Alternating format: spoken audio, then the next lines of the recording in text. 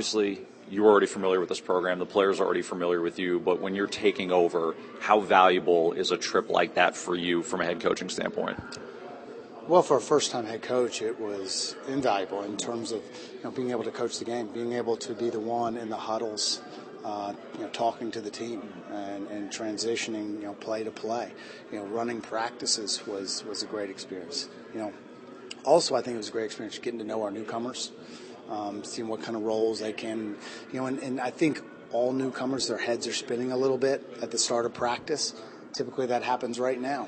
But being able to get that, 2 months ago, and then letting the guys digest some of the new stuff we're doing or new stuff to them, then I think right now, I think the next week or two, we're going to see a ton of improvement from what we saw in Canada. What did you like that you saw? I mean, very similar to last year in terms of we're a versatile team. A lot of guys have the opportunity to step up and have the capability to step up. I think we're hoping to see a lot of the same. I mean, similar style to how we played last year with, not knowing from game to game which guy is going to step up. And ultimately I'd love to have, like last year, 7 to 10 guys who are sitting in that 7 to 14 range of scoring so that there's no one that our opponent can necessarily just key in on to stop us.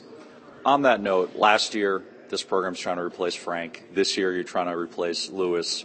But with the system that this team plays and with the balance, you have to feel really good that there isn't going to be a drop-off because of that balance, correct? Well, I would hope that, balance will help us overcome 3 great losses. You brought up Lewis, and Lewis could make plays, and you need guys late in shot clock or in critical situations to make plays, but Pierre Bland was a setup guy. He made a lot of plays that made Lewis, Steve, all these guys look really good last year. And, you can't take away Mike Kibolowski, who's a 4-year player who helped kind of pass the traditions of this program from generation to generation and could really make shots.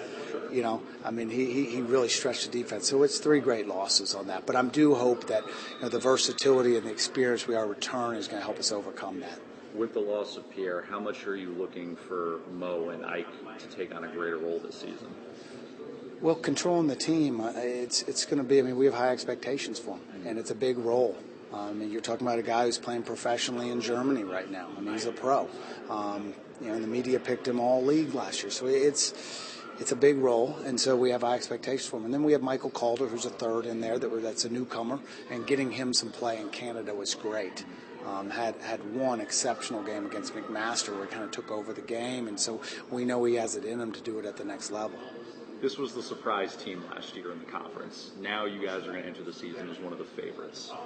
Does the approach change, or what are you preaching to these guys in regards to that? Well, we spent a lot of time reflecting on what got us to this point last year. I think the chemistry and the culture that our program has developed, not really even over the last 3 years, but really over the last, 7 to 10 years. We've created a great culture here. How do we get there? How do we pass that from generation to generation? And so we're talking a lot about that, about how we're good teammates, how we're going to play unselfishly. So I think that it is a great challenge. We also got to talk about, we're now going to be the hunted.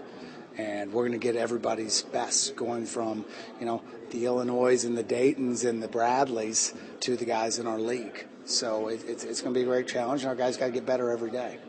How much has that championship game in Sioux Falls, for the guys that were there, for you, how much has that stuck with everyone? Oh, I think it stuck a lot.